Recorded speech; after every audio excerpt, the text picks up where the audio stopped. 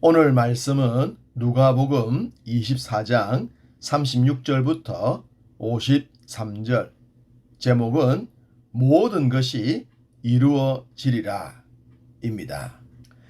예수님의 부르심을 받았던 제자들은 지난 3년간 수많은 꿈들을 꾸었을 것입니다.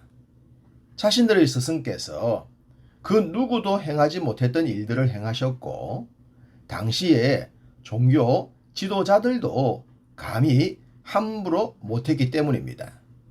심지어 지배 국가인 로마를 향해서도 눈 하나 깜짝하지 않을 정도로 담대하셨기 때문입니다.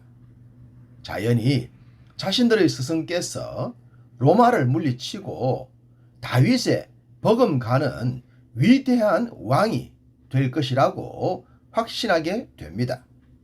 그렇게 되면 당연히 자신들의 입지도 하늘을 찌를 정도가 되겠죠. 그래서 누가 크냐란 논쟁도 일어났고, 어머니까지 동원하여 위정, 좌의정 자리까지 탐냈던 것입니다. 이런 생각에 붙들림으로 인해 주님이 말씀하시는 핵심에선 벗어날 수밖에 없었습니다. 하나님의 나라도, 구원에 대한 메시지도, 죄와 죽음의 문제를 해결하시는 비유와 이적의 내용도 다 놓치고 말았습니다. 심지어 베드로는 십자가와 부활을 말씀하실 때 주여 그리 마옵소서, 이 일이 결코 주에게 미치지 아니하리이다 라고 했다가 책망까지 듣게 됩니다. 완전 동상이몽이겠죠. 그런데 아무리 강력한 로마의 군대가 오더라도 능히 물리칠 수 있는 능력자였던 스승께서 많지 않은 로마의 군대와 유대 지도자들에 의해 체포가 되고 맙니다. 당시 제자들의 세계관은 산산조각이 나지 않았겠습니까? 절대 그럴 수 없을 뿐인데 절대로 그렇게 당하지 않을 뿐이라고 확신을 했기 때문입니다. 순간 두려움에 붙들렸던 제자들은 도망가기 바빴고 부인하기 바빴을 것입니다. 그땐 믿음을 이야기한다는 것이 사치로 보일 정도로 말입니다. 지난 3년간 주님께서 수도 없이 반복하셨던 말씀과 가르침들도 제자들의 모습과 함께 허공으로 날아가 버리지 않았겠습니까? 그렇게 십자가의 죽음이 이루어지고 말았습니다. 제자들과 따랐던 자들은 실망을 했고 낙심을 했으며 절망했습니다. 그리고 시간은 흘러 십자가 죽음 후 3일째 날에 이릅니다. 여전히 제자들은 영적으로 침몰한 상태였죠.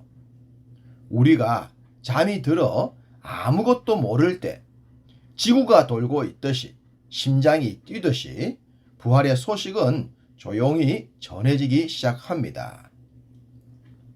그 출발은 안식 후 첫날 무덤을 찾았던 여인들이었습니다. 앞선 말씀에 엠마오의 두 제자들도 부활하신 예수님을 목격했다고 했죠. 심지어 동행까지 했고 음식까지 함께 했습니다.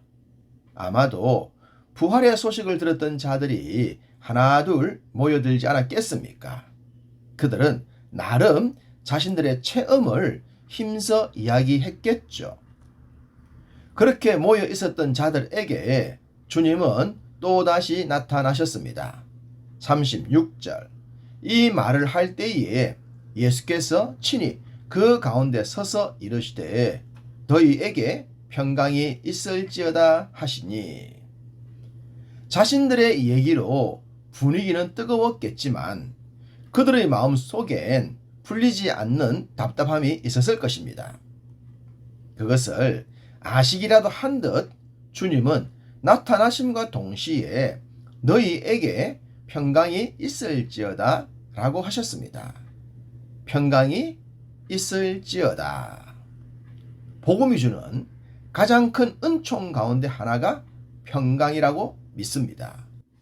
수많은 그리스도인들의 간증이나 고백은 교회를 다니면서 주님을 믿으면서 세상에서 경험하지 못한 평강을 누리게 되었다고 합니다.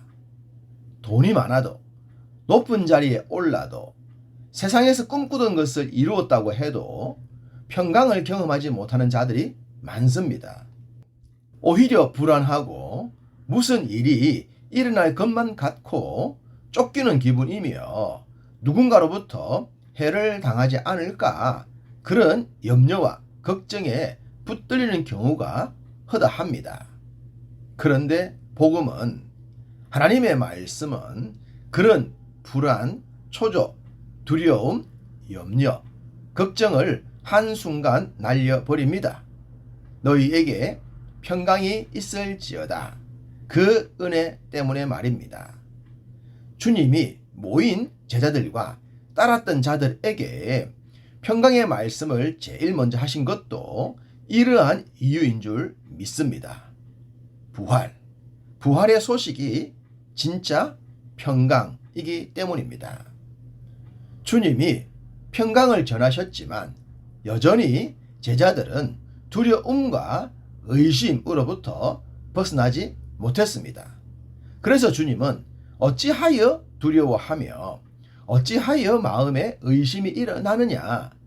내 손과 발을 보고 나인 줄 알라. 또 나를 만져보라. 영은 살과 뼈가 없으되 너희 보는 바와 같이 나는 있느니라. 라고 하셨습니다. 보고도 믿지 못하는 것은 듣고도 믿지 못했던 것과 별반 다르지 않아 보입니다. 잠언 27장 22절 미련한 자를 곡물과 함께 절구에 넣고 공의로 쪘을지라도 그의 미련은 벗겨지지 아니하느니라. 이런 미련과 영적인 답답함과는 다르겠죠. 어쨌든 제자들의 모습은 여전히 깨달음과는 거리가 있습니다. 성경은 당시 제자들의 상황을 이렇게 표현합니다. 41절 그들이 너무 기쁨으로 아직도 믿지 못하고 놀랍게 여길 때에, 너무 기뻐서 믿지 못하겠다는 것을 이해하시겠습니까? 너무 기쁜데 눈물이 흐르는 것은 이해하시죠? 그런 종류로 생각하면 어떨까 싶습니다. 주님은 엠마오의 두 제자와 식사 교제를 하셨듯이 여기서도 역시 드시면서 자신의 부활을 확신시켜 주셨습니다. 주님은 말씀하십니다. 44절 또 이르시되 내가 너희와 함께 있을 때에 너희에게 말한 바 곧 모세의 율법과 선지자의 글과 시편에 나를 가리켜 기록된 모든 것이 이루어져야 하리라 한 말이 이것이라 하시고, 모세의 율법 곧 모세 오경과 선지자의 글 곧 선지서와 시편 곧 시가서가 전하고 있는 핵심이 뭐라는 겁니까? 나를 가리켜 기록된 모든 것이 이루어질 것이라는 것이었죠. 오실 메시아께서 죄와 죽음의 문제를 해결해 주시고 영원한 하나님의 나라로 인도해 주실 것이라는 말씀입니다. 믿습니까? 정치적, 육신적 메시아란 올무에 붙들리지만 않았다면 제자들도 이 가르침을 진작 깨달았을 것인데 말입니다. 이전까진 제자들의 영적인 상태가 답답했던 것이 사실입니다. 그러나 이제는 달라지겠죠. 이에 그들의 마음을 열어 성경을 깨닫게 하시고 진정한 깨달음의 시대를 예고하십니다. 제자들뿐만 아니라 모든 시대 그리스도인들을 향해 주신 말씀이기 때문입니다. 그리고 주님은 마지막 말씀까지 하십니다.